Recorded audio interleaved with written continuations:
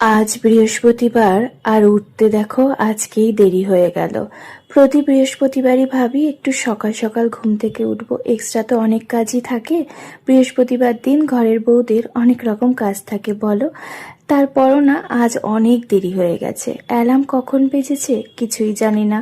এমনি দিন তো কৌশিক উঠে যায়, ও যাওয়ার আগে আমাকে ডেকে দিয়ে যায়। আজ ও উঠতে পারেনি, তবে বেলা হলেও আজ আমার বরের ডাকেই ঘুম ভেঙেছে। ও যদি না ডাকতো আজ হয়তো 9টা বাজতো। আজ তো আবার কৌশিকের অফিসটাও ছুটি, ওই ভেবেই যেন তো ঘুমিয়ে পড়েছি। আর কাল শুতেও অনেকটা রাত হয়ে গেছিল, রান্নাবান্না করে সবকিছু গুছিয়ে, ওই জন্য আরো দেরি হয়ে গেল। যাকে উঠে নিয়ে সমস্ত কাজ করলাম, তারপর একটু চা করে সবাই খেয়ে আমি স্নান করতে গেছিলাম। আমি তো বৃহস্পতিবার ওই স্নান টান করে পুজো দিয়ে তারপর রান্নাঘরে ঢুকি। কৌশিক একটু বেলপাতা দূর্বা সব এনে দিল, পুজো দিয়ে দিয়েছি, দিয়ে তারপর রান্নাঘরে ঢুকলাম। সেদিন বাড়ি ফেরার পথে মাছ নিয়ে এসেছিলাম, 6 পিস হয়েছিল। সেই মাছটা 3 পিস রয়েছে। আর তোমাদের সাথে শেয়ার করেছিলাম আমি একটু জল দিয়ে মাছটা ফ্রোজেন করেছিলাম, দেখলাম বেশ ভালোই থাকে গো, এভাবে রাখা যেতে পারে। তারপর ওই মাছটা বের করে নিলাম।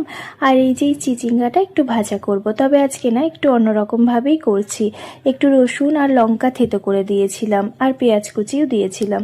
ভাবলাম কেমন লাগে, যদি ভালো লাগে তাহলে এইভাবেই করব। খুব ভালো লাগলো খেতে। জানো, অনিতা মুখার্জি দিদিভাই কমেন্ট করেছে, তোমার ভিডিওগুলো আমার দারুণ লাগে। আজ কমেন্টস করলাম, ভিডিওগুলো আমার খুব ভালো লাগে, তোমাকে আমার খুব ভালো লাগে, ভালো থেকো। তোমার জন্য অনেক ভালোবাসা রইল দিদিভাই, এত সুন্দর একটা কমেন্ট করার জন্য। এইভাবেই পাশে থেকো আর সুন্দর সুন্দর কমেন্ট করে যেও। আজকে সকালে উঠে একটু ভেজানো বাদাম আর জল খাইয়ে দিয়েছিলাম, তারপর ওই তো একটা ডিম সেদ্ধ করে নিলাম, ওকে খাইয়ে দিচ্ছিলাম।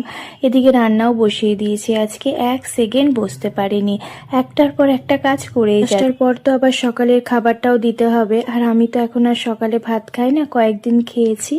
আর এখন আর নিজের জন্য একটা করে রুটি করে নিই, ওই রুটি আর তার সাথে যে সবজিটা থাকে সেটাই খেয়ে নিচ্ছি। রিপর্ণা দাস দিদিভাই বলেছে, দি কৃষ্ণার এজ কত গো? আমারও একটা ছেলে আছে কৃষ্ণার মতো। কৃষের বয়স না ওই 5 বছর 8 মাস। অক্টোবরের 15 তারিখ আর 2020 সালে ওর জন্ম হয়েছিল। অনেক ভালোবাসা রইল তোমার আর তোমার ছেলের জন্য। খুব ভালো থেকো তোমরা দুজন। না, কাছের মানুষকে কিছুতেই আপনি করে কথা বলতে পারি না। বিয়ের পর যখন শ্বশুর বাড়িতে গিয়েছিলাম, মা বলে দিয়েছিল শ্বশুর শাশুড়িকে আপনি করে বলবি, কিন্তু যখন মা আর বাবা বলে ডাকলাম তখন ভাবলাম এদের কিভাবে আমি আপনি করে বলবো। মা বাবাকে কেউ আপনি করে বলে, আর বলতে পারিনি। কোনো কোনো অচেনা মানুষকে যদি আপনি বলে ডাকি না, খানিকক্ষণ পর আবার তুমিটা এসে যায়। আর তোমাদের মধ্যে 2-1 জন বলো আমি কেন তুমি তুমি করে কথা বলি। আসলে তোমাদের না আমি খুব নিজে